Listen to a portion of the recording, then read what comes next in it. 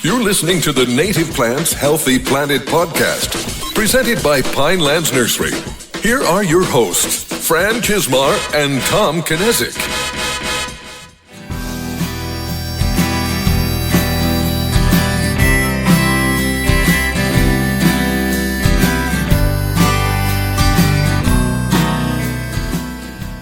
Welcome back to a brand new Rooted Discussion episode of the Native Plants Healthy Planet podcast presented by Pinelands Nursery. I am Fran Chismar. And I'm Tom Kinezic, and welcome to the Bowman's Hill Wildflower Preserve's Land Ethics Symposium. The 24th annual. Yeah.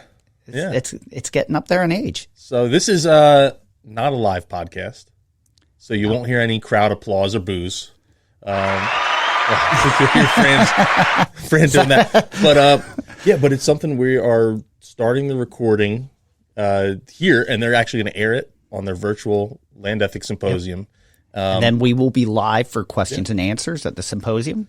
Yeah. And then the conversation continues past that. So if you listened, if you're listening today and when it ends, you can tune into the podcast tomorrow when it airs and hear the rest of the conversation. Yeah. So today we have a well-represented and well-rounded mix of native nurseries from our region.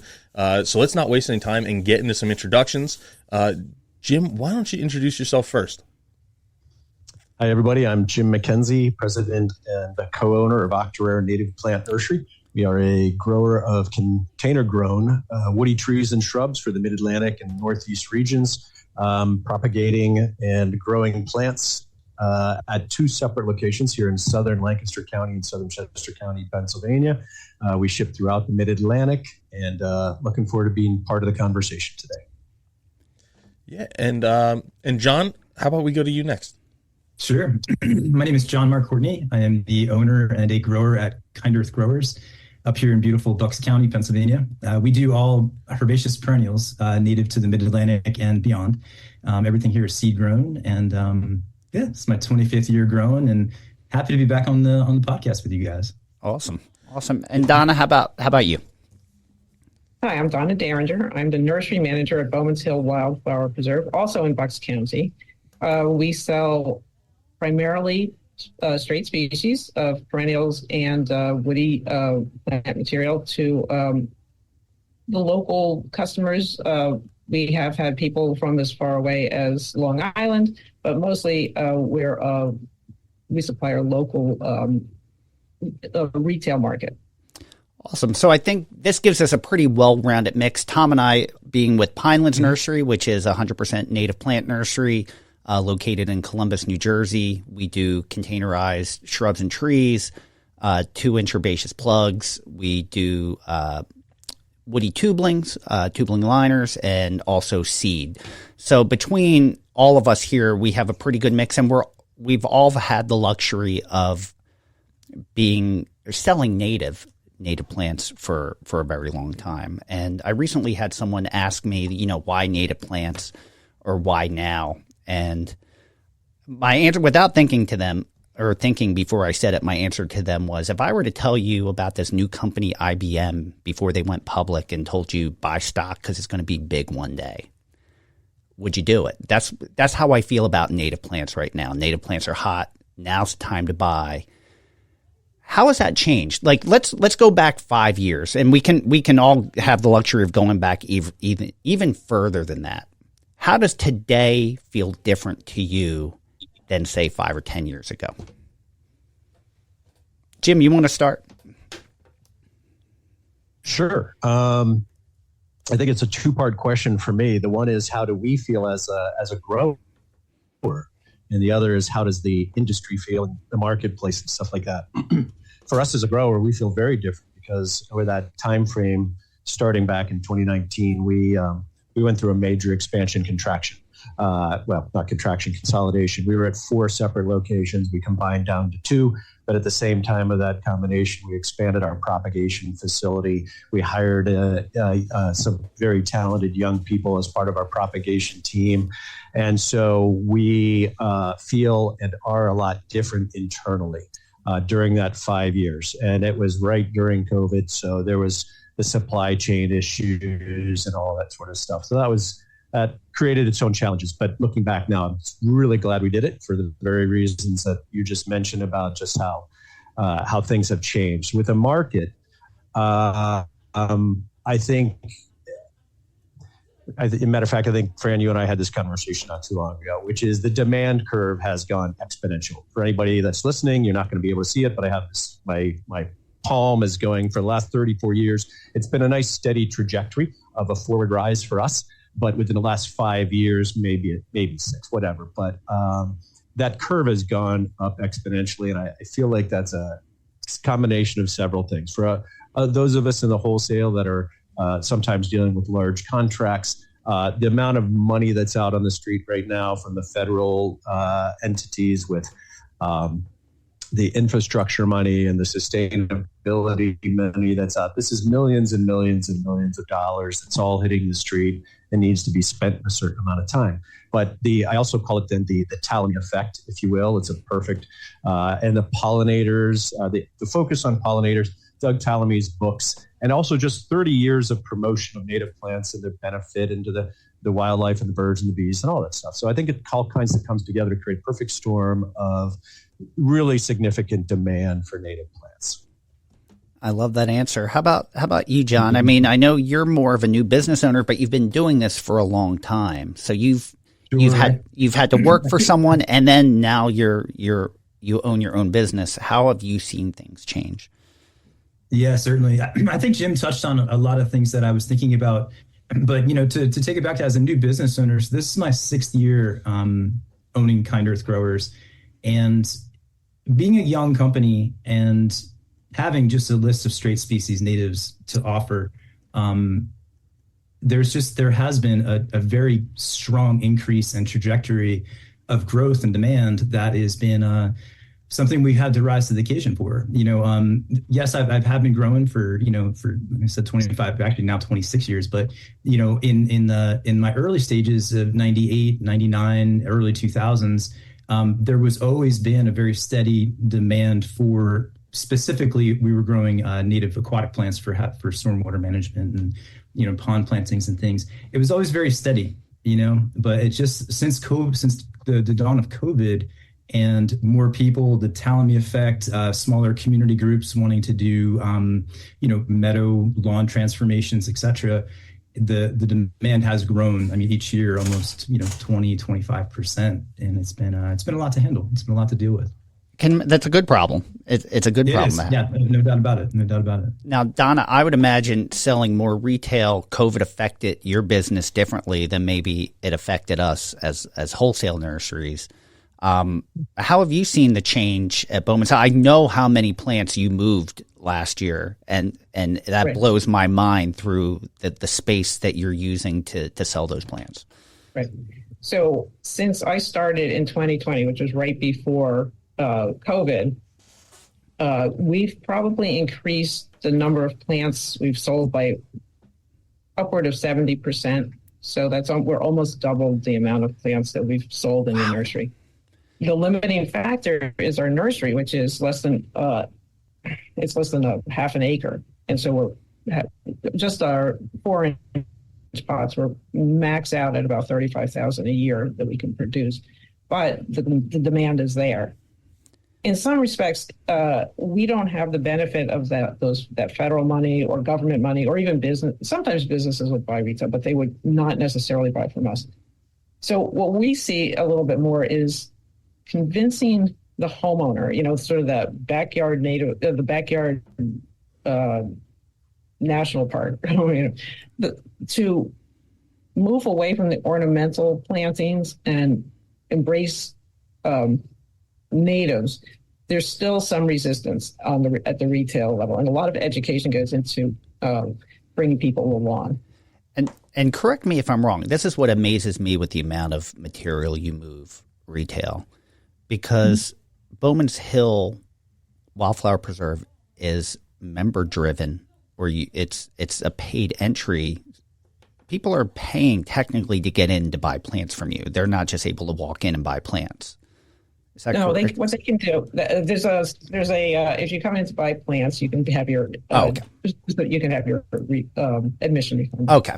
All All right. Well, that's great to know. So if anyone's listening and you were curious about that gives you a way to get in to get plants. Yeah. Tom, I'm going to ask you. Fran, I'm going to ask you first. As our consultant of sales, I'm going to ask you that question. What has changed? What changes have you seen over the last 5 years? I think it's changed a lot. Having been here almost 17 years, I've seen a lot of changes. And, 15 years ago, our customers didn't necessarily know what a rain garden was. And I think that's pretty common knowledge now. And you have, like Jim mentioned, Doug Tallamy, you have Heather Holm, you have Benjamin Vogt, you have Robin Wall Kimmerer, who are all making this movement possible. So where our industry as a wholesale nursery was job driven, which it still is, we're finding people finding a way to do business with us in other respects. We're doing a lot with nonprofits, which are working with schools and communities, and it's a much different feel and a much different. It's moving in a different direction. Like I can honestly say, like maybe 10 years ago, our customers, because it was job driven, not every customer was knowledgeable of what we were trying to do or ecology based. It was contractors that had a native planting. That's changed, I feel, to a lot of respect, to where there's people that live this movement and feel this movement. Not everyone, but it's a little more than just it's a job to do. That's kind of going by the wayside a little bit. I don't know. How do Jim and John, how do you feel about that? Do you feel the same way? I would say certainly. Being job driven, we just thinking about a customer base, like we do have our larger scale customers that are job driven, whether it be a contractor that's doing a number of detention basins or bioswales, what have you. But the lower half of our customer base, right? Those smaller groups, like you just said, Fran, like the community organizations, the schools, some HOAs that just want to get something in the ground. That those people, and not to mention also the ecological gardening or ecological landscape faction of native plants, and this movement has significantly grown. There's more and more, 2, 3, 4 person companies out there catering to homeowners who want to convert, who want to, even if it's not fully native landscape their homes, they're at least adding certain sections to their homes that are growing. So it is nice to have that that padding, right? That padding as the movement continues to rise. It's like a rising tide. So I agree. Tom, oh sorry, Jim, go ahead. I apologize. No, that's okay. Actually, I wouldn't add much. I think you guys already hit it. The difference is the education of the audience, and I kind of comp it as the retail audience. We might not sell directly to retailers. As a matter of fact, we do everything we can to help promote retailers, but we do sell to them. And so when we're doing that, we're obviously thinking of their end user, and that end user is much more educated. They're coming specifically for something, and they understand the layering effect of these plants, the environmental benefits. The aesthetic is different, and that's where I think, that's where we get into, how much education you have to provide. There's a certain look that people want and are used to, and you have to change that. But the thing is they are much more educated, and they're coming functionally for what is being offered. So that's, basically just building upon what you guys already said. No, I mean, you see organizations like Bowman's Hill Wildflower Preserve doing Thursday night talks, and a lot of them are native plant oriented. You see that shift. There's a paradigm shift where it was, you would hear growers say there's no money in natives, to now they're seeing it as more of an opportunity. And that's encouraging. Now, Tom, you had, I don't know, I was going to say you had the luxury, but you grew up on a native plant nursery, and you've seen the whole evolution of Pinelands Nursery. I guess you could say that. Yeah. I didn't really know what was going on for a long time. So. Well, how do you feel, like you've been here 10 years now, how like involved in the business? How do you feel that has changed? Yeah, I really liked a lot of the comments you had, Fran, is it went from a large portion of our customer base buying these because they had to. Yeah. And now you have people buying them because they want to, I guess is the succinct way to say it. And but it's becoming increasingly more popular with mainstream horticulture, I guess is the way I like to put it, because they're seeing increased demand from their clients, whether they're garden centers or landscapers, all that kind of stuff. So there's new markets that are emerging, and I've even looked, okay, it's been over the last 5 years what's changed, and then you look at what's going to change in the next 5-10 years. I don't know how that's going to switch back. And taste will kind of go away, because it's one of those things in my mind where people are learning some of the issues you'd have with planting non-native plants or invasive plants, or the benefits you have over planting a native plant over a non-native plant. And you can't unlearn that. No. I guess generationally you can, but not in a short period of time. Well, I don't want to jump too far ahead, because that's a question I have a little further down the road. I think what this newfound awareness has afforded us, and I'm curious everyone else's thoughts. I think back in the day, like myself, having come from ornamental hort, you have an industry that's much larger than the native plant side of the business that is able to, it was, I think a lot of native growers were considered backyard growers. You go back, or like, I can't tell you to this day how many people are surprised when they come to the nursery and say, "Oh, I wasn't expecting this," because they're thinking like a little bit of a hippie operation in the back, like there's not much going on. But I think this growing awareness has allowed us to catch up to ornamental hort a little bit and embrace some technology. What type of things are each of you doing to kind of take your nursery to the next step? Go ahead, Jim. And it can be practices. It doesn't have to just be technology. It can be like, how are your practices changed as well? Well, I think everybody, whether you're traditional what we'll call traditional ornamental horticulture versus native, I don't think we can get away from the business realities, which is labor is a driving factor. And it's increasingly harder to find good, skilled, qualified labor that can do this work. And that's a common theme across, both sections of horticulture here. So, you got to look then to the technology of automation. And some parts of this industry do it exceptionally well when you go to Holland and see what they do and stuff. But we're not there yet in this country. We're getting there, and I think we're going to have to invest more heavily in that. We're certainly watching those sort of trends, always interested to see what other growers are doing in that area. But we certainly added some of those elements into our expansion and the propagation, the technique, the tech that goes with that, just controlling those microclimates within the within the greenhouses. Using IPM and anything that we can with regard to natural controls for breakouts of aphids and things like that. So those aren't, I wouldn't say they're new, but certainly embracing them and pulling them into the way we do things. The other thing is just we're about to explore into a whole new software, both for our own internal nursery management, which is going to be a huge efficiency savings. Again, comes back down to labor. Can you do more with less with technology and efficiency there? But also the customer experience. We're finally going to be able to have real-time inventory.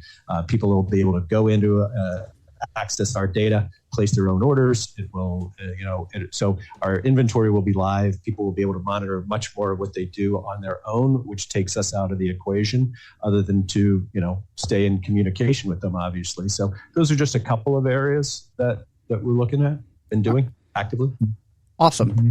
Donna, let's shoot to you from a retail standpoint. I know you're limited with what you can do. Like, Sure. It's space isn't necessary. More space isn't necessarily a luxury that you have. It would be difficult. We have about 1.5 full-time equivalents running and managing the nursery.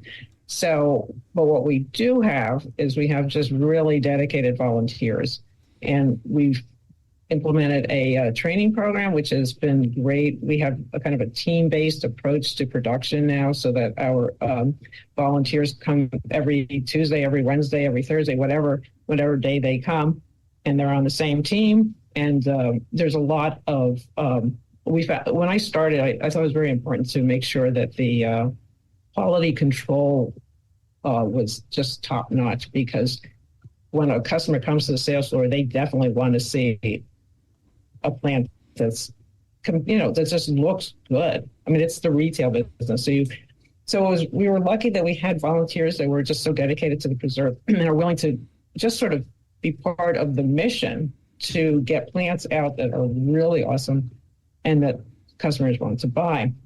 On the other hand, we would love to put some technology in, even if it's simple as a dosatron on a timer, but it's expensive. Those things are very expensive, and we are a nonprofit, so we have to be careful. But planning is the big thing for us. If we plan well and we stage our production, and we make sure that all of our volunteers work along with us, we can produce at the maximum capacity of the nursery. Mm-hmm. I love that. John, now being a herbaceous grower and growing a lot of things in flats, turn is a big part of any business. Because the more plants you grow, the more good you can do. So what are some of the things that you've embraced to try to improve your turn? Sure. So 3 years ago, we put in, and again, it's not new technology, but 3 years ago, we put in underbench heating. So we could actually slow grow in the wintertime and then rapidly ramp things up in the spring and then just extend our season. The turn is the biggest thing, Fran. You're absolutely right. I mean, if I have a flat sitting on the bench or a group of flats sitting on the bench longer than 2 weeks past finish date, I'm limited in what I can potentially, my potential, right? It's limited massively. One of the things that we challenge ourselves here to do between all of us as growers is to eliminate all losses on the bench. And we're never all going to do that 100%. But when I look around the nursery this year, specifically after we implemented a biological control agent program, fully BCA, using a lot of things like trichoderma, which is root shield, and Botaniguard, which is helping to build plant health and take care of problems before they actually arise. I could look around and comfortably say like we're looking at 92% maybe on the bench, which makes me feel really good, which means that when we go to pull orders, we're no longer spending time patching. So for us as a young company and limited budget for new technologies, it's really about increasing our efficiencies as growers and achieving that perfect plant so that we all have less of the busy work, going through and patching flats. Just say, Fran, like a flat of 50, you want 50 perfect plants in there, and the customer expects 50 perfect plants. And if there's 3 or 4 that's lackluster in that flat, it takes time to dig them out and put new ones in. So for us, it's been increased efficiency through our processes from the beginning. I like to say that the sins of all propagation begin at the seed level. So in our true seed house, we're doing all the right things in there. This way, we know that plant by the time it goes into a 50 it's gonna kick butt. Yeah, and you're growing things from seed too, and that's one thing that none of us had really touched on, because we're not just doing straight species; we're all doing local provenance plant material too. A lot of us are collecting our own seeds and propagating them and growing them on. One thing I'm gonna ask Tom, but I want to go back to this and mention it. One of the things that Donna mentioned, and then you just mentioned, John, is quality, and I don't want to forget that. I've written it down, but I'm afraid if I go that we're going to go in a different direction. So I want to go to Tom first and talk about some of the things that you feel that we've done to embrace technology. Oh yeah, now you're speaking my language, Fran. This is my big role. I know you feel very strongly about Yeah. making us recession proof, and labor is an issue, and you want to automate things, and they're talking about the next big recession coming in possibly 2030. And you've taken this very seriously. So what are some of the things that you've been looking at? Yeah, a lot of the concept there is just when your times are good is when you need to spend money on your business. And so that's what we've been trying to do, because then when things are bad, you need to like slim down. And if you don't have those efficiencies built in, then you're done for. Some of it was just really looking at our shipping and trying to find ways that we can do our shipping and get plants out the door a lot more efficient. If you actually look at labor breakdowns, on average, about 25% of your cost is on planting, 25% is on maintenance, 50% is usually on shipping in that neighborhood. Maybe it's 40, maybe even it's 35. The majority of your labor expense on shipping, and then the cost of having people there is what you're paying most of your money to. If you're like 40, 50% in a lot of cases. So yeah, we were just looking at shipping and saying, how can we make this an 8-person job for half an hour or an hour into a 2-person job? And that's adding in racking and different kinds of trailers and forklifts and all that kind of stuff. So that's one of the big pushes this year. There's a lot of things for like little simple tasks, like taping boxes shut, and some big expensive machines for simple tasks, like putting rice hulls on top, which we've talked about before. Rice hulls will help with the weed control, but you can spend $35,000 on a machine that'll do it for you, but it's a lot more uniform, and you get that quality control coming out that you know everything's going to be the same. We also look at lights, and this is one I want to touch on, and I'm on the fence about doing it right now because, like John had said, we want to extend our season, and heat is part of the equation. A lot of things with plants, it's the photo period in addition to the temperature, so it's not just temperature. And if you have one, you can get things going, but if you don't have the other one, it's never going to really pick up that fast. So we have the heat. We're looking at lights. The issue I'm running into is when it comes to native plants, not many people know what the light requirements actually are. So I'm talking to the light technicians. They have no clue. I'm talking to other nurseries. They're, well, we don't really mess around with it. Or if we just had them and we turn them on and off, but we don't know what the actual ideal like micromoles would be. Where if you look at poinsettias, that kind of stuff, you know exactly what you need. It's been studied and studied and studied over. So, and that doesn't happen with native plants. So it's, and the reason why it's been bugging me and I'm on the fence is because if it's one recipe, it versus the other, it's about like twice the cost, depending on how, and twice as many lights too. So that's a big one for this year is lights. We're also looking at inside efficiencies too, and looking at different softwares that help us do jobs faster. A lot of stuff gets expensive when you really look at it. It's a big expense up front, but you have to project what your long-term savings on it would be. Yeah, now that and you mentioned quality as well. One of the things I kind of feel like in our industry it's a double standard. Like when it comes to efficiencies like that, we get held to the same standards as ornamental nurseries. They want their shipments in a timely manner. They want so many things, but I feel that we get held to a different standard. Like neonics is a must for no neonics is a must for our end of the industry, where maybe the other end they can get away with a little bit. They're not as questioned as much. I know that's changing, but Donna mentioned quality, and for the longest time people thought, oh, native plants are unruly, they're not good looking, but that's not what people expect. And that's not necessarily true, and that's not what people expect when they come to the garden center. They want to see a plant like they would see in a traditional garden center. So what do we need to do as an industry to help push this movement forward? Like we're all working on quality. We're all working to improve our efficiencies.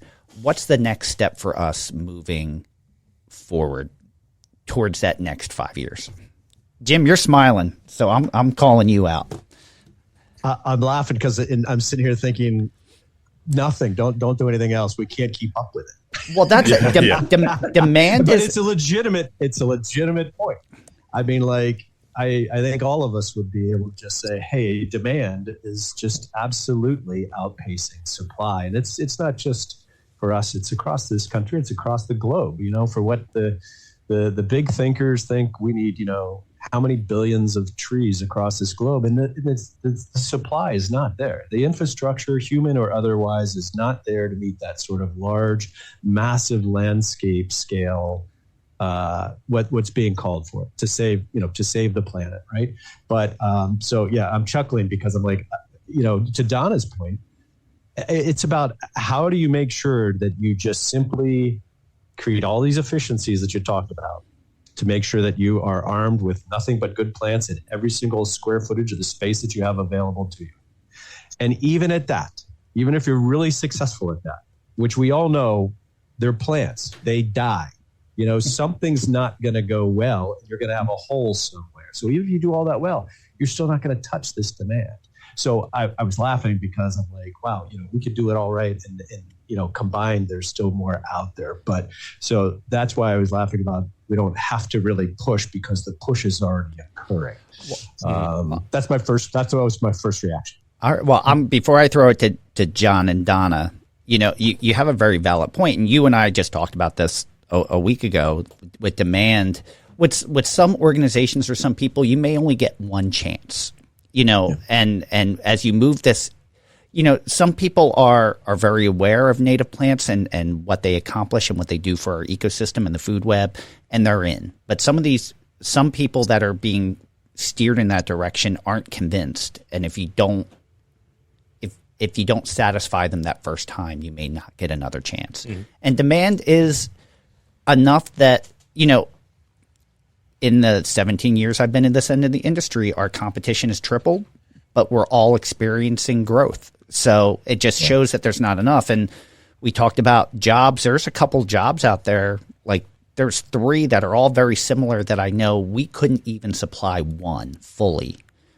Right. But all 3 are talking to you, can you do it? And they all think that each of us can supply maybe one. Mm-hmm. But it's not, if the contractor that wins those jobs comes to you, then you get all 3. You can't, there's going to be people that are disappointed, even though we've been communicating down the road. So I know communication is a big part of this. Donna, how do you feel about moving forward and what you need to do and your clientele as they come in? So I think it is a little different for the retail, sort of the folks who are working in their own properties and this kind of retail market. What we come up against a lot of the time is that there are people who want native plants but don't differentiate between, say, a straight species and a cultivar. And then you have nurseries that don't care and they say they have a native plant, but it's a pink goldenrod. I mean, it's a, so I think what I'm trying to say is that there's first, to move forward, there has to be, in my mind, some sort of standardized way of talking about what we produce and sell.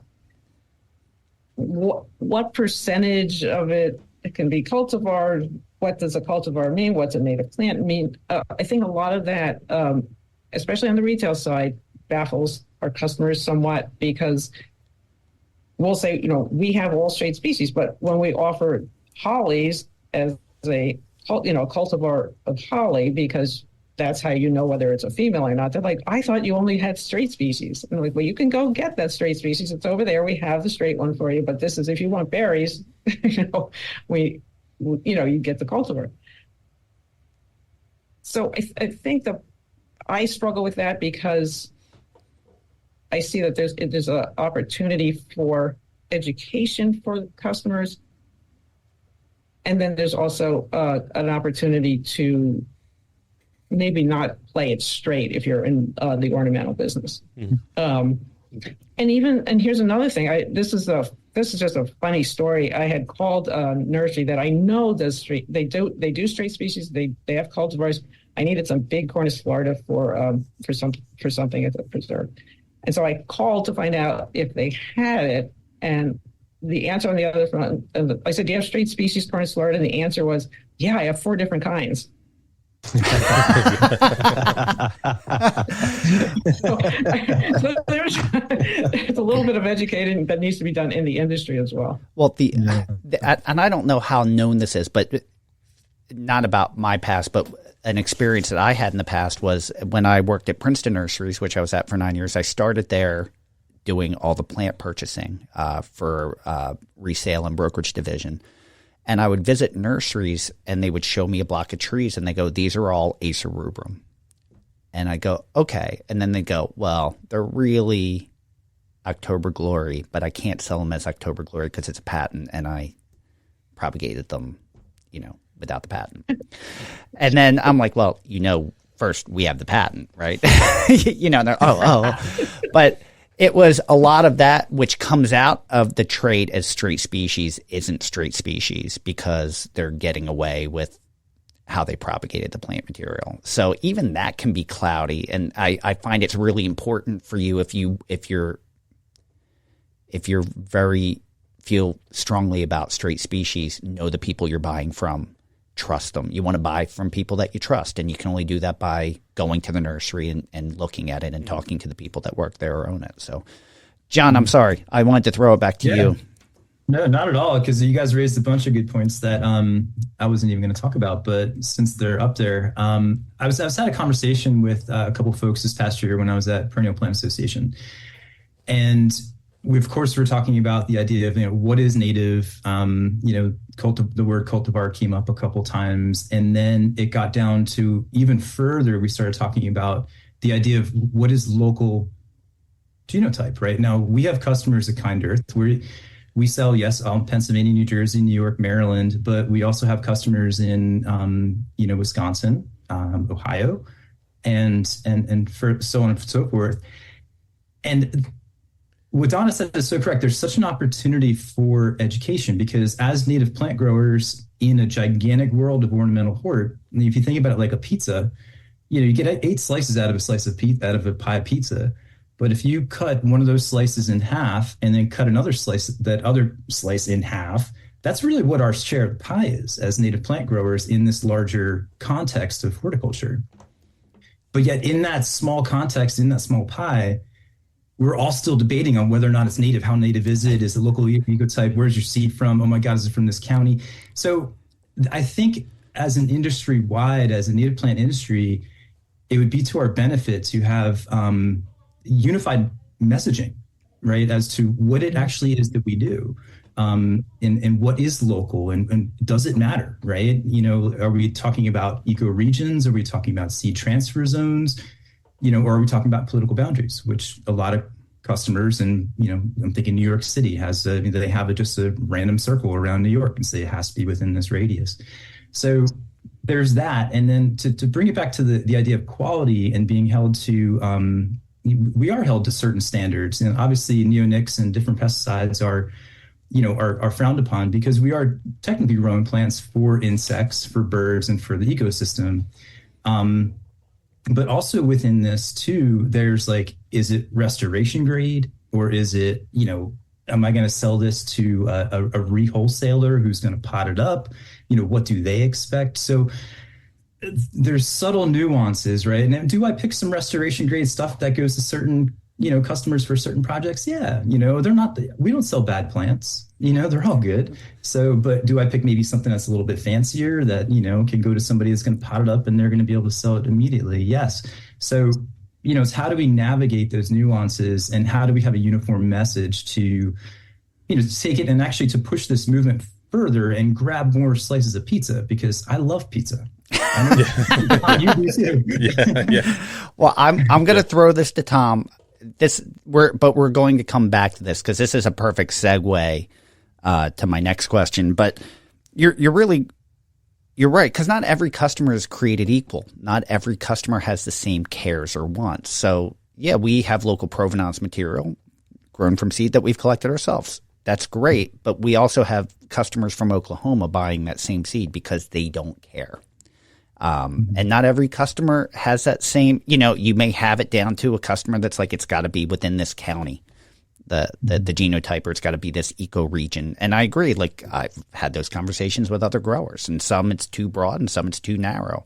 And that makes it difficult. Tom, what do you think as far as, this is a conversation that we've had, but you can also tie into where we need to be, or to push the industry forward as well. As far as a quality standpoint or a messaging standpoint? It could be all of the above. From a quality standpoint, I think it's the general public definitely has an expectation. Other nurseries have an expectation. And I think overall, as far as restoration native plant nurseries go, we're growing for a different purpose. So what's a high quality plant to our general customer sometimes doesn't overlap with what another nursery will consider a high quality plant. And I've toured a lot of different nursery people around our nurseries, and there's people who will look at the same plant and say, "Oh man, that's the best one of those I've seen," and then someone else is like, "Do you sell them like that?" Over this, like literally over the same plant, and yeah, so it's I think everyone should be trying to make their stuff a little bit better, but just with the nature of what our market is, like John said, like Jim said, like Donna said, there's sacrifices we have to make for the ecological function of that plant too. And it's true. And John kind of hinted on that a little bit. Like, we don't sell any bad plants, but if you're selling small woody plants that are going to a large restoration that are never ever going to be pruned ever again, you don't want to take a heavily pruned plant and have it go out and grow out of it awkwardly. You want to make sure it's healthy. You want to make sure it's true to name. You want to make sure that it's the correct ecotype. So there's different. The problem is we're servicing so many different markets as this expands. It's not all going in one direction. It's fanning out to multiple directions. Yeah. But the segue I wanted to make earlier when John was talking about there's got to be some kind of unified message. Now, what I love is everyone here is friends, but technically we're all competition as well. How important is it for us as native plant growers to communicate together? Jim, you want to go? I like throwing. I can go. I've been going. Yeah, somebody else go. Yeah, I think it's really important, and because I do think we need to have a unified message. And John, I really liked what you were saying because it happens in so many different circles. Although any niche circle kind of has their thing. Well, we want to get more people in, but we're so busy arguing with ourselves over what's perfect that we don't we get in our own way. I've seen it in a whole bunch of different groups. You were just going to say you liked it because you like pizza. Yeah, yeah. But it's we spend so much time arguing over what's right that we kind of get in our own way. We should be talking to the people outside of our slice of pizza, not the ones that are in our slice of pizza, right? But I don't know what that unified message. I don't know if we could ever come up with one because we're just so busy trying to figure out what local ecotype means, what native plant actually means.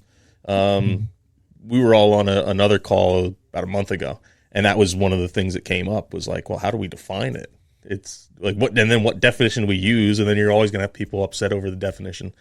But we kind of need to get on the same page because the general public and all these bigger horticulture is interested now, and we need to make sure we're in control of the message, not it doesn't get corrupted because we're busy arguing with each other. I agree, and we're having that conversation, but at the same time, we're all having a different conversation about what's invasive. And what should we ban? So it's, we all get to communicate on that. Who would like to expand on what Tom was saying, or anyone had a different thought? Fran, can I ask you what your thought is? What my thought is? Yeah, I want to know your thought on that question. It's a tough one for me. There's so much variation. Like I said, you're dealing with, instead of one customer base, you're dealing with 6 different customer bases. So there's no one answer. Yeah. There's 10 answers that are right for each customer because you have where they're going to restorations. You have where they're going to homeowners associations where that conversation is a little bit different. You have where they're going to home gardeners that are just trying to do a little bit better and be a part of Homegrown National Park and introduce 5 plants in their backyard. I think I mentioned it earlier. I think sometimes we do narrow it up too much and we make it so difficult that no one is going to walk away from the equation happy because they're trying. Like, Donna, I would imagine when you make a sale to a first-time customer, you want them to go home and be successful. Absolutely. Because if that plant doesn't live, then they may be soured on buying another native plant. So some of those things are they putting the plant in the right place? Right plant, right place. Are they taking a wetland plant and planting it in a wetland plant? Are they giving it the right conditions? There's so many variables that fall out of our reach. And we find ourselves saying, if I had to write a standard operating procedure on it, I couldn't because it would be the size of an encyclopedia. So I don't know what that is. Yeah. And one thing I just thought of when I was talking to someone who works with John, on your guys' trade show backdrop, it says like seed grown native plants, right? And she was saying, sometimes I wish we'd never had that on there because I feel like it makes people ask the question, and then it gets in the way of them. Now they're thinking about it, and it stops them from buying from us instead of just, if it wasn't there, maybe they would have just bought the plants and not even thought about it. And I think the same thing. We've had the same conversation. So John and Jim and I were all at a conference in Kent Island, Maryland, a week ago. And we had the conversation where I had to talk to a team member that was with me. Don't lead that we're in New Jersey, because even though we're only an hour away, it makes a big like an hour as the crow flies. But in some people's heads, it was 5 hours. It was the other part of the country, and it's perception sometimes. Yeah. And even though it's just so hard to have these conversations, everyone's on a different level. It's almost like you're a school teacher, but it's a one-room schoolhouse and you have kindergarten through 12th grade. You're having 12 different conversations throughout the day, and they're all different, but they're all right. You hope. Didn't you lead with this? That said you've been giving a lot of thought to this messaging? Isn't that what you led in your introduction here, that you've been giving some thought to this, or that you said you think we need to give some more thought to this?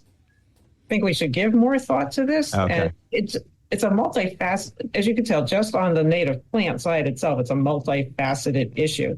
But then if you add in all the other stakeholders in this, because what we're really trying to do is support native ecosystems, the environment. I mean, I believe that's the goal. But if you think about all the other stakeholders that are involved besides the native plant people, there are the birders, there are the homeowners, there are the folks who want or are really supporting of insects. There are just so many different people in the same space wanting to get the message out. And the overarching message, I think we all agree on, it's how do we make that so that it's clear and simple and coherent, so we can convince or somehow persuade other people who are not necessarily bought into the native plant idea that they should try it. And so I don't have a message, but I know the overarching message is the one that we use a lot when we educate our customers on the sales floor, because they want to know, like, I'm coming here because and there we can agree. They come to us because they want to support the environment. They want to do something that supports their ecosystem. And we understand that, and we use a lot of education to make the connection between the native plants, what it is, why it needs to go in a certain place, how they're supposed to use it in their landscape, so that they are successful, so they come back and really have a good experience with buying native plants. But it's a one-on-one educational process at this point. I add something here, Fran. So just being last and listening to all this, two things stand out to me. One, we've proven just by talking about it that this is a very difficult thing to do, to standardize, to come to consensus on, too many players, same space, all this sort of stuff. The second one is like, so Tom, to your point, yeah, we want to control the message, but let's face it, you can go down to Mance, the trade show here in January. The message has already been changed. Oh, yeah. The message of the cultivars and stuff like that is already, there's banners of native plants all throughout the Baltimore Convention Center. They're cultivars, nativars, they grow October glories to France. But they're natives. So that by their definition, that's what they are.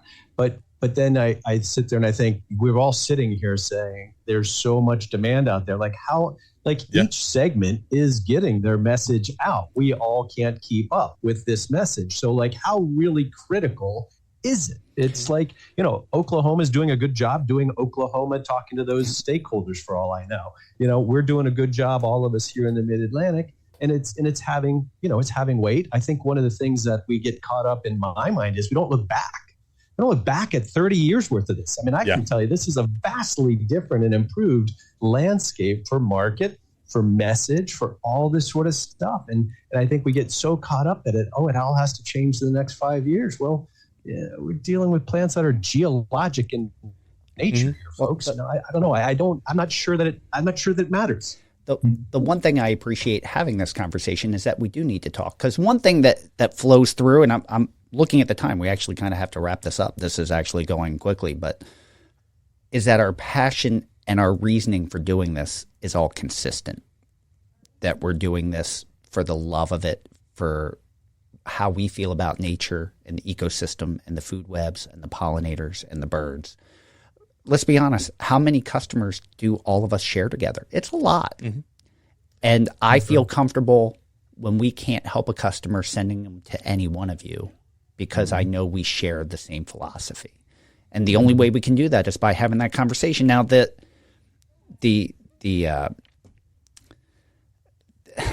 there's a lot of different tentacles on this and variables that we can't control, but the main reasoning is there, and that I can trust and that I feel good about. And I'm hoping that everyone that's watching this today and listening to it feels the same way, and that you feel the same way about native plants and who you purchase them from and why. And you can see how much we all care having this conversation.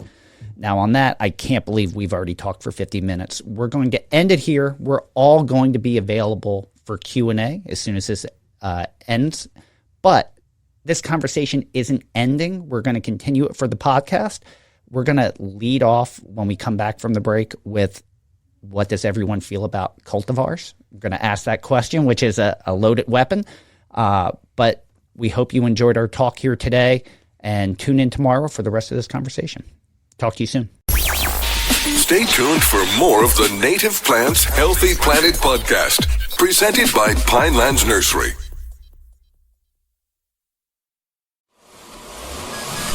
Welcome back to the Native Plants Healthy Planet podcast, presented by Pinelands Nursery. Okay, we're back. How's that for a time warp? All right. Cultivars, that has come up a few times, and we don't really sell. Most of us, Donna, do you have a few cultivars in the garden center, or is it all straight species? We do. You do. Yeah. As I mentioned, there are certain things that customers demand that they are interested in having. They want a holly plant that they know they're going to get berries on. So we give them that option, but we also give them the straight species. And there are people who don't care. They just want to put that in. And if it's got berries, it's great. If it doesn't, that's okay too. So, but since I've been there, we've really limited the number of cultivars that we put out for sale. All right. So I think the rest of us, really, there's very little, if no, cultivars that are.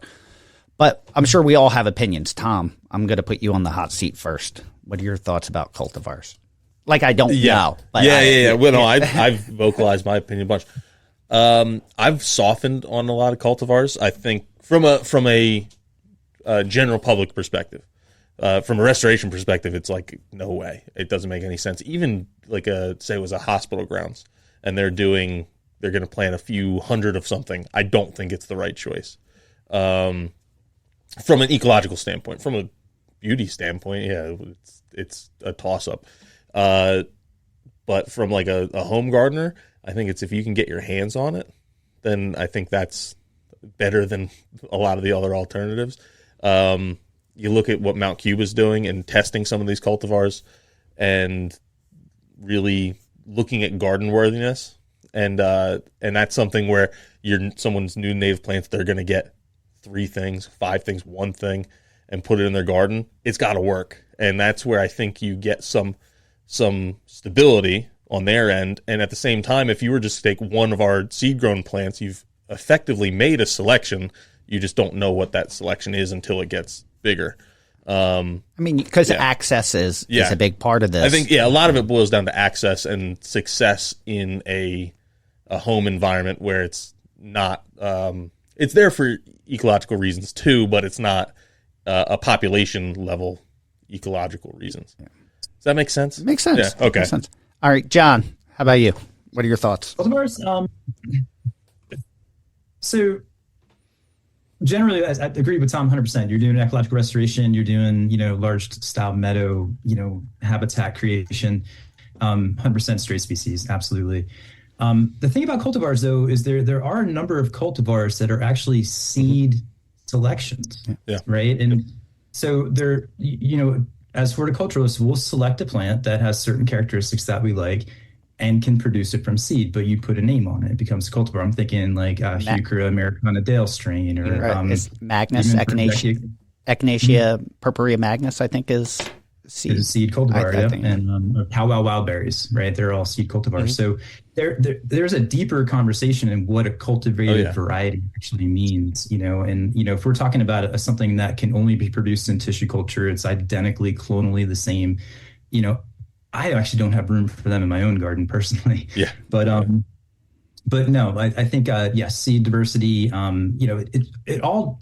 The reason being is because through seed and through maximum genetic diversity, you're breeding resilience, right? And that's just what I believe. Now, Kind Earth, we have our own founder spots where we have our own seed collection, and they all do their thing. So, are we effectively making a selection? Absolutely. Are we cultivating varieties that are more prolific? Technically, we are. But no, as cultivars go, my stance is softened too. I don't mind seeing a couple cultivars in the garden because at the end of the day, as an avid gardener myself, it's for pleasure. And as much as I feel the responsibility to the broader environment, I also want to make sure I'm having a good time doing it. So, a couple plants that look good don't bother me so much. But I don't think an entire garden full of cultivars is a native plant garden. But when you talk about the founder's plot and possible mixing, I know there's an article out right now. Spoiler alert, I'm going to use this as my article for the next month.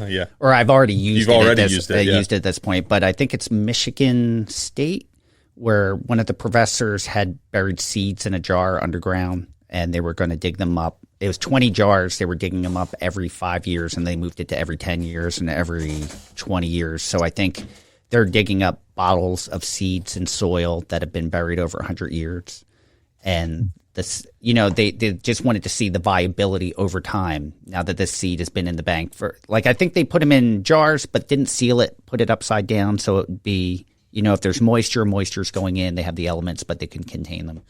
And they were finding that some of those seeds were crosses between two species that they didn't know what they didn't have at the time. The technology didn't know that was happening, but they know it's been happening for hundreds of years. So that's something that's going to happen naturally anyway. That's where a lot of these cultivars, if it's not created in a lab, they're finding it in nature doing something that shouldn't happen.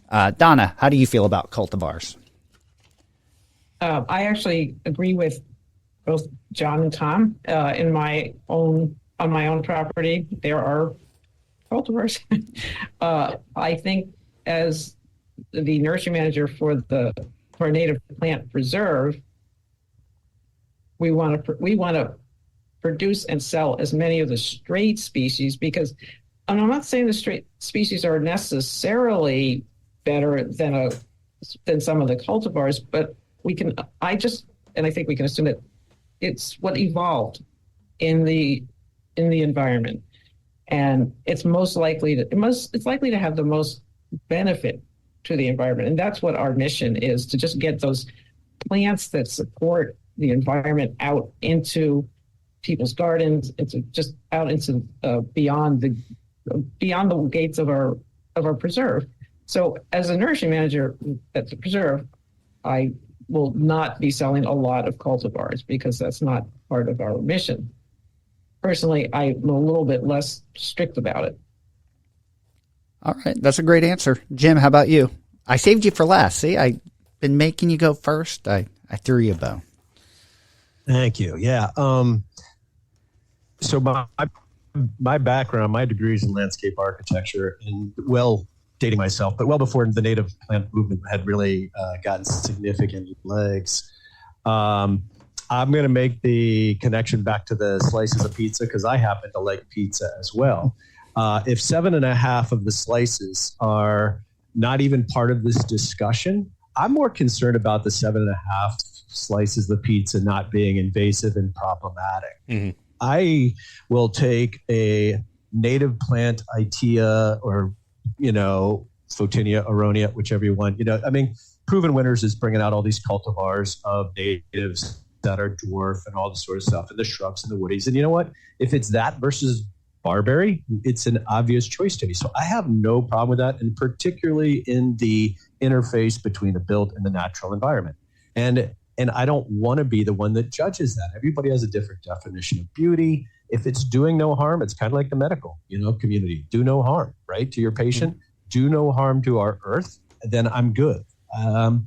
There's a lot of non-natives that are perfectly fine out there doing functional values. If you look at what we're trying to do, we're trying to clean the air, we're trying to clean the water. Those trees and those shrubs still do that. They don't have all the added layers of straight natives necessarily, but and there's still some research coming out, and a lot yet to be done about like what does feed on cultivars versus straight species only. So I just think there's just so much out there that we can be doing to prevent things from getting harmed as a solution to, protecting the things that we're all doing, which is, straight species. Yeah. I agree with everything you guys said. Ecological, forget it, get them out of there. There's perfect examples of some of the problems that can occur in some of these larger bioswales.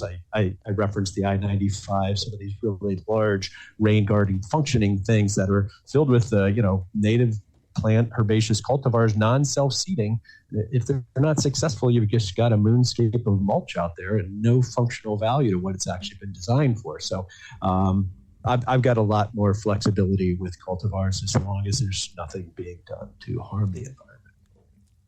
I think that's great. I think we're all on the same page, and I know we've talked about this plenty of times on the podcast. I'm okay with it being a gateway drug. If that's your first experience, as long as it's not something invasive, if that starts your journey and you're successful and it gets you thinking about it moving forward, I have cultivars on my property. There's things I couldn't get straight species, and I settled for this because it was close enough for what I was trying to accomplish, and I'm okay with that because I know deep down my mission is broader than that, than those couple plants. And even though I planted 4 cultivars, I planted over 100 straight species natives. So, I'll take that. But if someone's only buying 3 plants and all 3 are nativars, if you want to say that, I take that as a win. I really do. And it's hopefully they do a little bit more research. They're happy with it. And that journey will continue forward. Again, like I was saying, sometimes you only get one chance with people, and they get tired of hearing it. No one likes that vegan friend that's constantly berating them, telling them what they're doing wrong. And if you can guide them in a gentle, kind way, I'm okay with that. I'm okay with that. Yep. All right. Do we ever see the day where street species outsells cultivars? Do we see it in our lifetime? Anyone? No. Nah. Tom I'm just shaking my head. I know it's a podcast, so that doesn't really come across. But I would even go further and say, do we see a day when native plants outsell non-native plants? No. Really? No. Everyone's saying no? Now the industry's global, like there's plants coming back into the United States that are being grown in Holland and, elsewhere offshore that just get flooded back into our market. I mean, we said proven winners earlier, a lot of those plants are the roots coming from offshore. So it's such a big industry, horticulture as a global, from a global perspective. And, I'm reluctant to say we're still cottage industry, but, on the scale of things, we kind of are, It definitely feels that way. I mean, I know like we're pretty sizable for a native plant nursery, but then you go visit Ball Horticulture out in Chicago and you're like, oh, wow. Like you could fit our whole nursery. That's what I was going to say, Fran. When you said really, I'm like, Fran, we both went to Ball Horticulture together. And you're going to... Our whole nursery would fit in the meadow, the strolling meadow in the back of the campus. So it's like it's all relative. It is all relative. So Donna, how do you feel about that? I think that there is such a momentum behind introducing new cultivars, and there's such an industry behind it. It's it's like Fashion Week every week in the cultivar business, and I've had landscapers complain that they couldn't replace a dead plant the next year because that cultivar was no longer available because there were new cultivars that didn't look like the ones they put in to the landscapes. So I think there's a momentum behind that that's just strong, and it's probably we're not going to overtake it. Well, gardening goes back till the early ages. I mean, Egyptians were gardening, and it's like everybody likes to create their own nest, right? So everybody's nest is different, and to your point, equated to adult beverages, it's like how many new introductions of IPAs do we need in the craft beer industry, right? You're selecting for label and color appeal. It's like, I mean, seriously, we don't need more plant cultivars, but we get them whether we want them or not. But that's a perfect example. You can go into any liquor store and the craft beer thing can be 20 cabinets long. And it used to be where you would know most of the breweries, you don't know 90% of them. And you're looking at a 4-pack that's $18 and you're like, I better like this. Yeah. I don't know what I'm basing this on other than maybe the type of beer. But it tends to be creative branding and a fun name. Yeah. Yeah, exactly. That's what my decisions come down to. But if I take that home and I don't like it, I'm probably not Oh, purchasing anything from that brewery unless I go there perfectly. So Is there an age limit on your podcast? We're talking about adult. You have to be 21 to listen to this podcast. No, not at all. We're family friendly. I only buy hyper local IPAs, so it limits my. I know this is getting ahead of it. Segue from that, Fran. I am. Since speaking of aging and getting older and what we've seen the industry go through and where it's coming, what would you like to see this industry look like when you walk away from it? Not necessarily your impact, but what would you like to see the industry be at the time that you say, and realistically, are any of us really just hanging it up and walking away? I'm sure we'll all be involved in some way. But when you sit back and say, I'm done, what are you hoping the landscape is out there? Tom, let me go with you. What I'm hoping the landscape is out there? I think I've mentioned it a couple times that there's more of these big players in just horticulture are interested in native plants. But beyond that, a lot of them are the big black eye on the nursery industry is how much plastic we use. And we're not in a place where we can figure out that problem, but it's like places that are much, much bigger than us are trying to figure out. Proven Winners is one where they have a plant-based pot now that they sell some stuff in. So I think as a whole, the nursery industry is trying to become greener and more planet friendly. Some people just probably look at what they're growing instead of pots and all that kind of stuff first. But yeah, that's kind of what I'm seeing happen. I'll go before I throw anyone else under the bus, because I know this is a question I just thought up that no one had any preparation for this. But I would like to see native plant accessibility not be an issue. I would like someone to be able to walk into whatever store that they purchase plants and at least have some straight species native plant options, regardless of where they're buying from. I would like it just, even if, it's one shelf in the supermarket, I'm okay with that as long as that option's there. That's hopefully what I would like to see, that there's a little bit more of a conversation that people can go in and at least everyone that's a part of the conversation is taking it seriously, even just a little bit. Jim, how about you? Well, first, I don't remember that we were talking about getting older. This is how you keep this up. Well, we talked about drinking age. It's just a progression. You told me to segue. I'm reaching. But both of yours were fantastic, actually. Those are great. I certainly agree with the use of plastics and exploring that. We sell some associated products to shelters. That's a very, very active conversation going on right now about how do you diminish those microplastics that we are all contributing to. So I think it's and so both very good. From the you said don't take it personal, but I am on the one hand is like, whenever I hang it up, it's going to be, after millions of plants have gone out into this region, you guys can all speak to that the same way. Donna, you might be, zeroing in on your first million because you're retail, but that will be an admirable goal to be putting, 1 million local plants out and around the Bowman's Hill. So that to me is the cool legacy. Not so much as what any one individual here did, but collectively. I think that I could walk away today and know that would be very cool.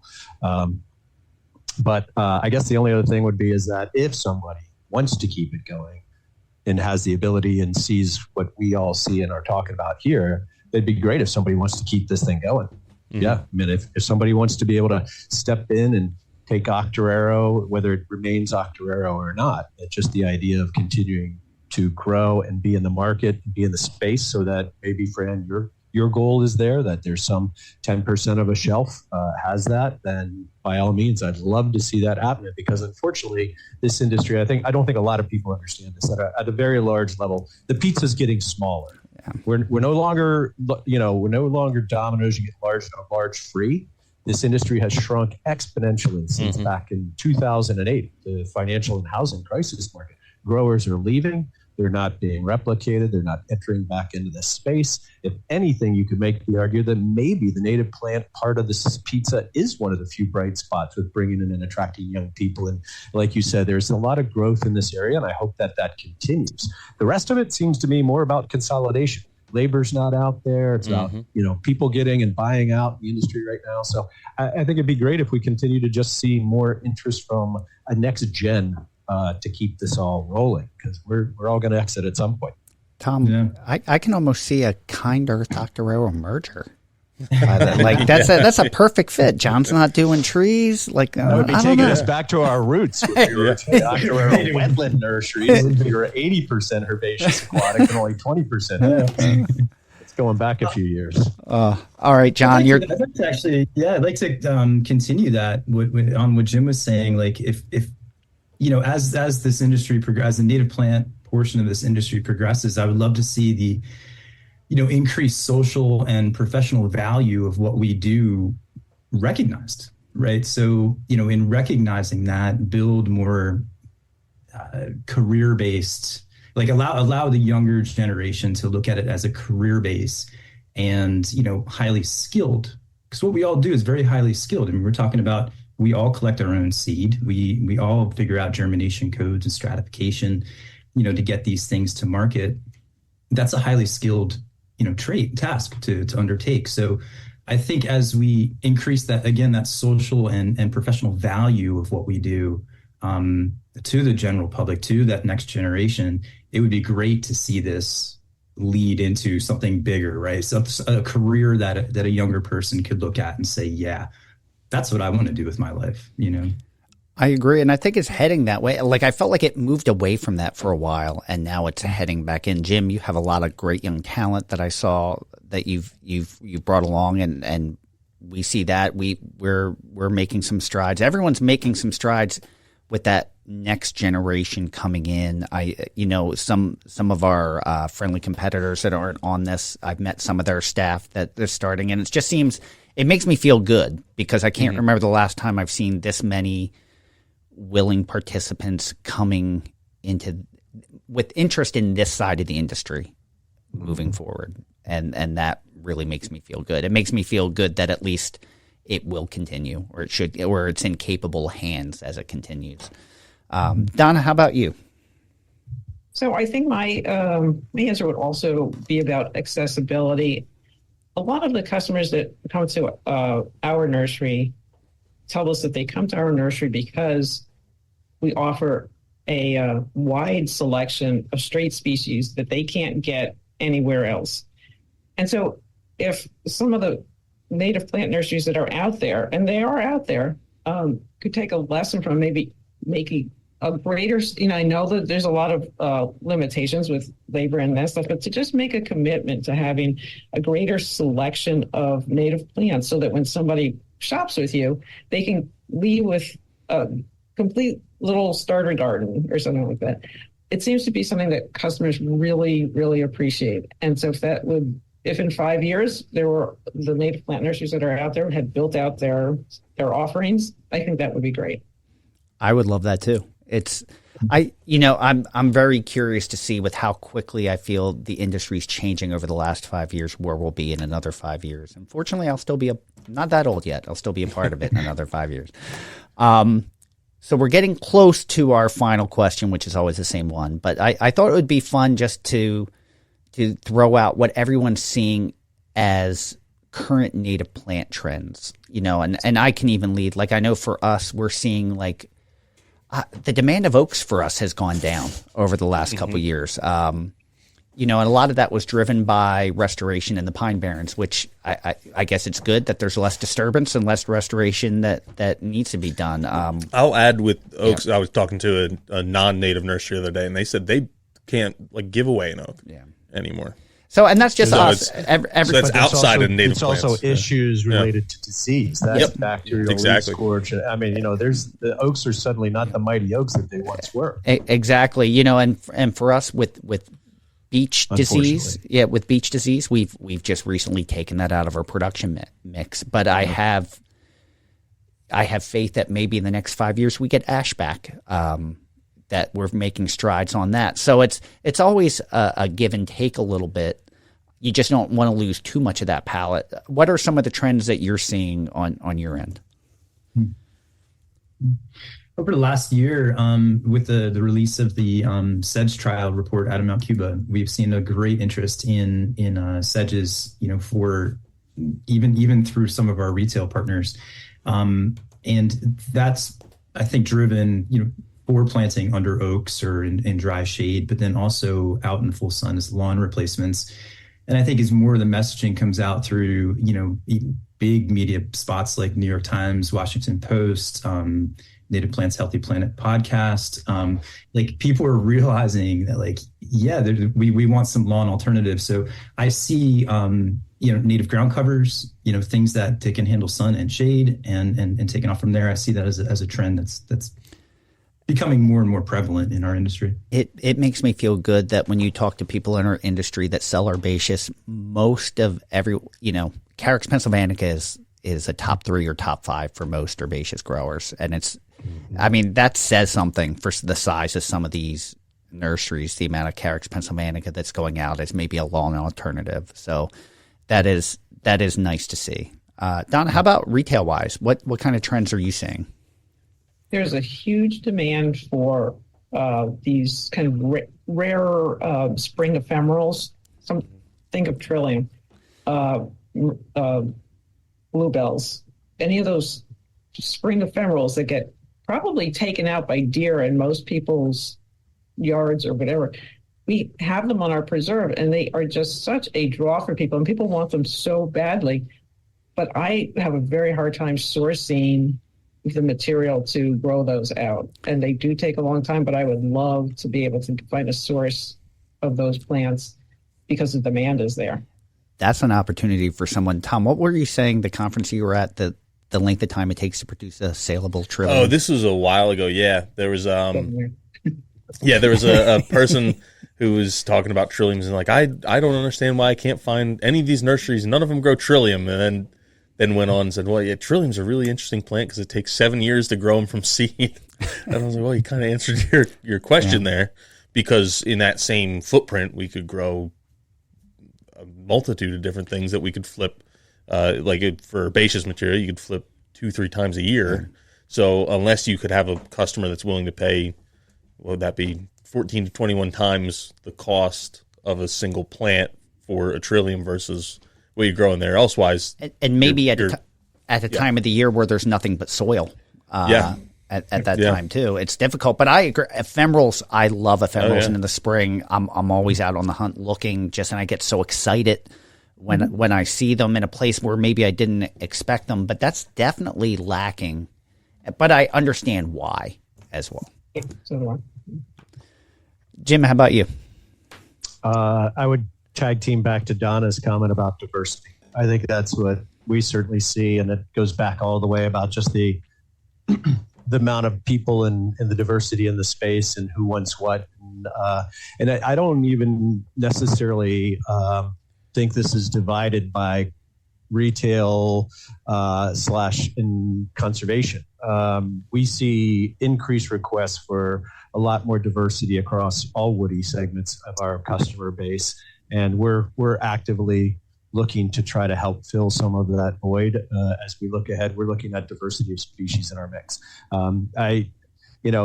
To Donna's point, we are primarily a restoration-based conservation, reforestation, whatever you want to call us, nursery. And that's where, probably a good 80% of our plants ultimately end up. But I can see where that mix could start to shift more towards a diverse group, because you can look back at our catalog from 30 years ago, and I would say 65% of it is the same plants that we're growing today 30 years later, because it's that mix of wooded, water quality improving woody plants of the mid-Atlantic. And that's there, and it's always going to be there. But we're really excited about what we're starting to do. And I've got some of these young people, our head propagator Kevin and Yana, and some of these new people are hired. They're all really super excited about this. And as far as I'm concerned, that creates excitement there too. So Donna, hang tight. We're working on it.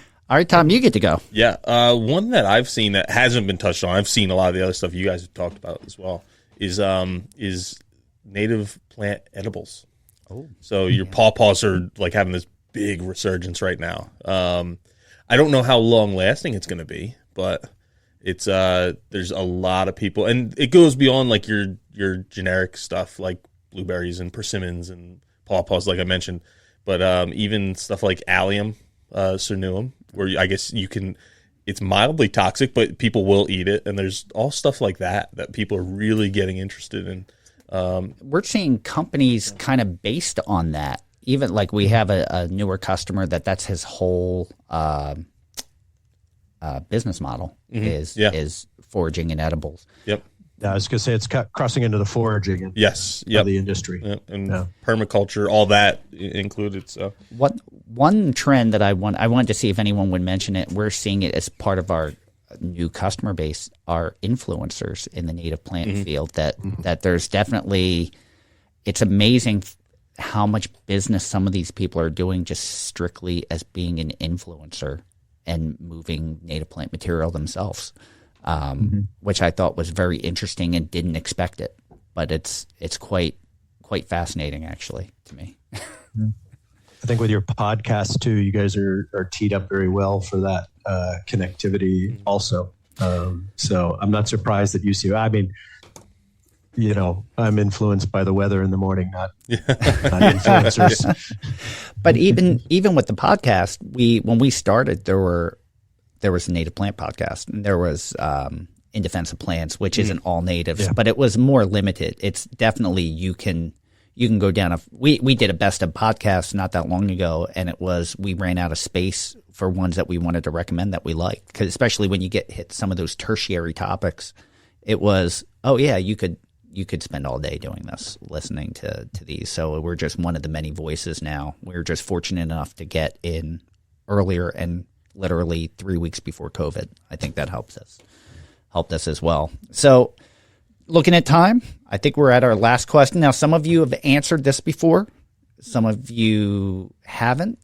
You can change your answer. It doesn't have to be the same. Like, it's no way. Although I haven't wavered on my answer from day one. My favorite plant is still Iris versicolor, my favorite native plant. But we're going to throw it to you. It's the last question, the easiest question, and at the same time, the hardest question. What is your favorite native plant? Donna, since you have never answered that question on this podcast, I'm going to start with you. Eastern red cedar. Oh, very nice. And why is that your choice? It's just a great plant. It's an evergreen that kind of will grow anywhere. The deer don't tend to hit it. And I just like the way it looks. It's such a versatile plant. Especially if you see one that the deer didn't graze the bottom a little bit. Like, I was walking through my development and saw one that was just, I need to go back and take a picture, because my wife even asked, she's like, what's that? I'm like, you'll never believe it, but that's an Eastern red cedar. It looks like, it was just so amazing at full grown, and given the space to I mean, even when they do raise the bottom, the bark is so beautiful. Why not? Very true. Very true. So much diversity in that species too. Yeah, The needle color can be from bright green to purple and everything in between. Right. It's one of the most diverse species out there. Yeah, I agree. Jim, since you're talking, I don't even remember what you said. Do you remember what your choice was? I was going to say, if you can go back and find my podcast, you'll have to remind me because of this aging process. I couldn't tell you what I said. I wrote 6 of them down on a piece of paper because all right. It's a horrible question, but it is. You want me to answer one. So you can say more than one. Platanus of sycamore. Oh, ghost very tree. Nice. And why is that one? What made you pick that one out of the other ones? Honestly, it's sort of innate. I was trying to figure out why that is, but I think it has to do with the fact that when I was growing up, I spent a lot of time playing in the streams, and I just love the sycamore and the winter landscape where it sits along our streams and what it can do in upland conditions too. Those grand trees, massive in scale. The wood is just so intriguing. The bark's intriguing. So I don't know, multiple answers. Awesome. I like it. I don't know that anyone has ever chosen sycamore. Not that I remember. I don't think so. I think at that's one the first point we one. were working on the A lot of list. people consider it a weed tree. Yeah. But foresters, Yeah. I'm not going to get many foresters answering that question. But I've seen some. There's one in a cemetery in Haddonfield that is the size of. I've never seen one this size before, and because it was in a cemetery, it had all the space in the world to get large, and it was just. I think it took 6 of us to put our arms around the base of the tree, and it was that massive. And there's nothing like it when you see that structure in the winter and the color. It's really amazing. Yeah. John, you get to go next. I think last time I answered with a plant community, so I'm going to keep it simple. That's how I usually answer too, John. You can't have one without the rest, I actually, I've actually been kind of heartbroken in this answer because I would say my favorite native plant at the moment is the American beech. One, because I have this ginormous, probably 100 to 150-year-old specimen right behind my house. I've loved living underneath it for the past 15 years. And I'm sure the people who lived there long before me have always loved it. I love the bark color. I love the leaves that hang on, the young beech in the all winter long. That color is just unmatched and so specific to the region that we live in. And, I think that, given the ash decline and the emerald ash borer, I would love for more people to be talking about the beech leaf disease. And just so there's an appreciation of what we have right now that can soon and unfortunately may soon be lost. So that's my favorite native plant for today. That's a great choice. Mm-hmm. And it makes me sad when I think of all the places I love to hike, which are primarily beech oak forests, and to think that maybe and you see the results of it in the forest already, and you know it's coming, and it's it definitely makes me sad. It's you lose the American chestnut, and then the forests rebound, and we just keep losing players that support our biodiversity, and it's very difficult. I'm gonna throw a curve. I'm gonna ask you as well, but before I do, to see if you want to change your answer, since I throw mine out there, I want to see if our trusty moderator is still monitoring us, and if he'd be willing to turn his microphone on and tell us who he is and what his favorite native plant is. Oh, there he is. Well, hi, friends. For those of you who don't know, my name is Santino. I'm the education coordinator for the preserve, and I guess I'm the guilty party that assembled this amazing team of individuals, and I've been listening all the time. I can't remember what I answered the first time I was on the podcast. I don't remember either. Plant. And it really does change every season. One of my favorites, I guess, I talk about is spice bush. But since it's winter, I'm going to give a shout out to one of my favorite natives that really shines in the wintertime, and that's skunk cabbage. Oh, very nice choice. Nice. I thought you were going with witch hazel. Oh, I could have done witch hazel too. That's another good one. No, skunk cabbage being a great place for all of our insects to gather some warmth in the wintertime as it generates its own heat, melting the snow. I secretly love the smell of the broken leaves in the summertime. It's just a fun plant to show people and get folks thinking about flowers when they wouldn't normally be thinking about flowers. I thought you were going to go with Pawpaw since you've been rubbing it in with this wonderful looking Pawpaw cider that you just received. Yeah. Oh my gosh. Okay. So huge shout out to our curator, Glenn, who picked this up for me. Absolutely fantastic cider. And if you could think of it like a almost citrusy hard cider, has notes of apple, but definitely got that pawpaw citrus twist to it. Fantastic. Highly recommend. Sounds delicious. We've already talked. Not an IPA. Nope. Tom, do you want to? Has your answer changed? No.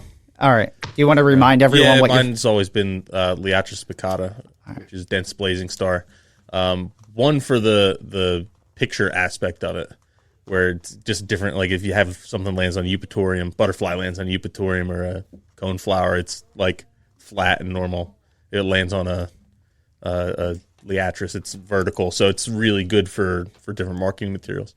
And then and then two is all the a lot of the roots will actually die back on that plant too, and they kind of retreat into that corm that's at the bottom, and then so each year it kind of sends out a lot of new root growth. It's not growing on the existing root, so very cool. Breaks up the soil a little bit. Very cool. All right, so we're going to end this the way we end every podcast, and it's a final thought. And Tom and I do this as well, but we're going to hand it over to you. Each of you, you get the floor. You can summarize. You can promote something. You can mention something that we left out, but we hand it over to you, and you can use it however you'd like. John, go ahead. Oh, man. Right in the hot seat. Final thought. Final thoughts on our discussion here today is that I really do hope and concentrate hard on that future where we see this industry being, because I don't really like to look backward too often. It's always it's either in the moment or into the future. So as a final thought, and anyone who out there is listening, whoever had interest in even growing native plants, reach out to one of us and maybe start a new career. And let's try to ease that demand a little bit by actually having more plants out in the marketplace. I love it. That's a great message. Donna, would you like to go next? Sure. I'm going to answer the question about how important is it for native plant professionals like us to communicate. And my answer to that is it's super important, because every time I talk with native plant professionals, I learn something, and I hope that everybody else learns something. It's just such a great community, and I'm glad I'm a part of it. That's a wonderful thought as well. Jim, how about you? I'm actually going to merge both those thoughts with a little bit of a twist to John's about looking back. I share your space in terms of present and future, but I would say with regard to this, it ties in a little bit with what Fran had said earlier. I think there's a common value of the people that are all on this podcast here today, and certainly with other people out there that are part of this industry. And that is really cool. We live in a very neat space. We work in a very neat space. And I mean, how fortunate are we to be that? How many people do we know that just go to work and take their paycheck? We grow and live in a very neat space. And so I look back at 30 years of the experience with all of you, known you many of those years, and it's a fabulous situation. So I enjoy that history.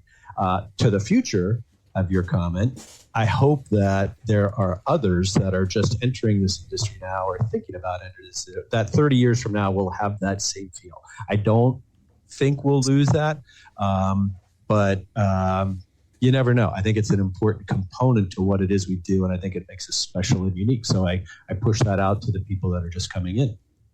Awesome. Tom, you want me to go or you want to go? I can go. You've been going last with a lot of stuff, so I'll let you go last. Okay.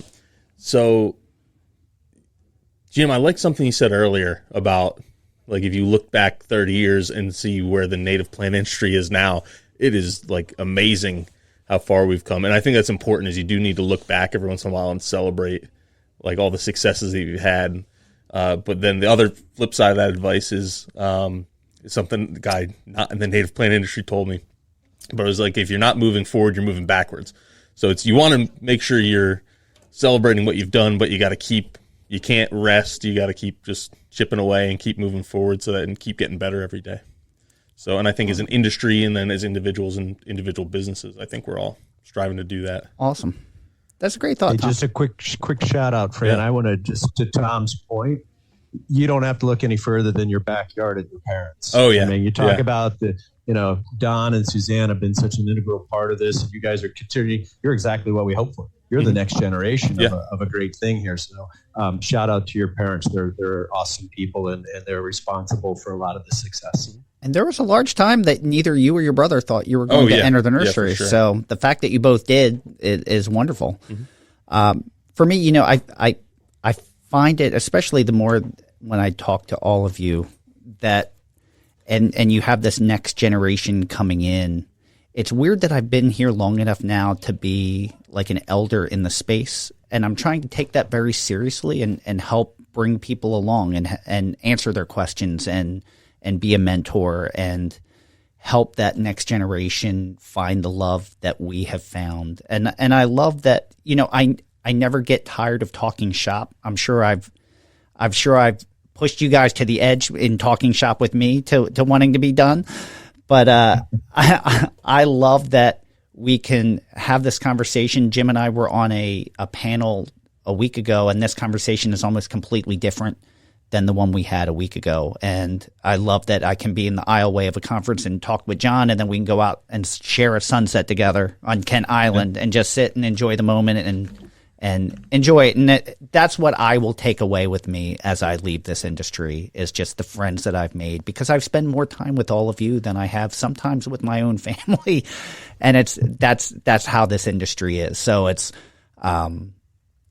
nice to see that next generation coming on, because I felt that there was a gap in that as it moved forward from my time starting in the late 80s to now. I felt like there was something missing, and I feel like we're getting it back. So I thank all of you for being mentors in the space as well, and guiding that next generation to find this love in native plants and nature. And I truly love this conversation. This is one of my favorites. I don't say that as often on the podcast, but this has just been, I feel like we could keep talking, and we've already been talking for an hour and 40 minutes. Yeah. So. And in a few weeks, we probably will be at our next trade show. All right. We should probably wrap it up. If Santino could add some of that pawpaw to the conversation. Oh, yeah. It might add. Yeah, so that's going to wrap us up for today. Thank you for joining us. We hope you enjoyed listening to Rooted Discussion edition of Native Plants Healthy Planet. For more information, you can visit our website, which is nativeplantshealthyplanet.com, and we'll have links to... We're going to have links to everyone here in the show notes. So, thank you, everyone, for listening to Native Plants Healthy Planet, presented by Pinelands Nursery. Thank you to RJ Comer for our theme music to Rooted Discussions. We appreciate all of his contributions. Make sure you... listen or download his music wherever you consume music, or check out one of his Americana playlists on Pandora. You can follow us on Twitter at Pineland Nursery, Facebook at Pinelands Nursery NJ, Instagram at @nativeplants_healthy planet, and YouTube at Pinelands Nursery. Please call the question and comment line. You can reach us at 215-346-6189. I will repeat that, 215-346-6189. You can ask a question or leave a comment, and we'll do our best to play it on a future episode of The Buzz. And I want to give a big thank you to all the members of the Native Plants Healthy Planet Facebook group. If you join, you get a little preview. Like, we're actually probably at this point, the logo has been updated, but the members are getting a view at our new graphics and potentially new T-shirts coming down the road. Yeah, so you can listen to Native Plants Healthy Planet. I was actually just looking at all the places people listen, and that's Apple Podcasts, Spotify, Google Podcasts. Stitcher had 7 listens on there. So somehow they're still listening, even though it's defunct. iHeartRadio, really wherever you consume your podcast, you can hear us there. If your platform of choice allows you to leave us a review or a comment like Spotify does, please do that, because that goes a long way into making us feel good about ourselves, and also pushing us up, especially the Apple charts, because that gets us in front of more eyeballs, which turns into earbuds. And not earballs. That's not a thing. So, and then promotes this native plant message. So, if you do a little write up with that 5-star review, I give you a shout out on our Buzz episodes. And with that, thank you, everyone. I'm Tom. You're not going to mention the merchandise? Oh, I forgot all about that part. I skipped ahead. Yeah, we have we will have new T-shirts probably at this time. At this time, yeah. We'll have with our new logo on them. And some of the old logo ones are going to get retired. Yeah, and exactly. just remember, we don't keep any of that money. Any profits that come in off those shirts get donated to organizations doing good work. Bowman's Hill Wildflower Preserve is a former recipient of that money. Yeah. Oh, yeah. Fran, you want to know why I skipped that part? Because I didn't put it in the notes. Put it in the notes. Did you do that on purpose? No, I didn't do it on purpose. Sorry. All right. Well, with that, thank you, everyone. I'm Tom. And I am Fran. Thanks again, everyone, for listening. Thank you to our guests for joining us today. We appreciate all your time. Coming up next, we have a new Buzz episode, so make sure you tune in. And until then, keep it native.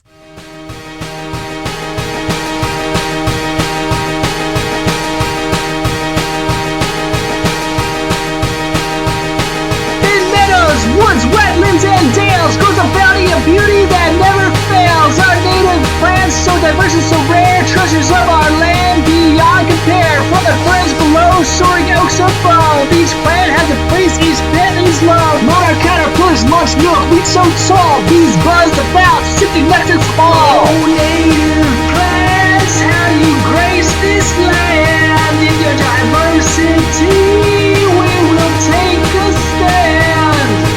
To preserve our generations of calm, their beauty and potency second to none. To protect and preserve the earth, to restore the native plant move that you just can't ignore. Goldenrod, asters, and flowers galore. Monarch is so stunning, can't help but adore. Their colors, their fragrance, a feast for the eyes. Their value to wildlife, no need to disguise. Native plants, how you grace this land. In your diversity, we will take a stand.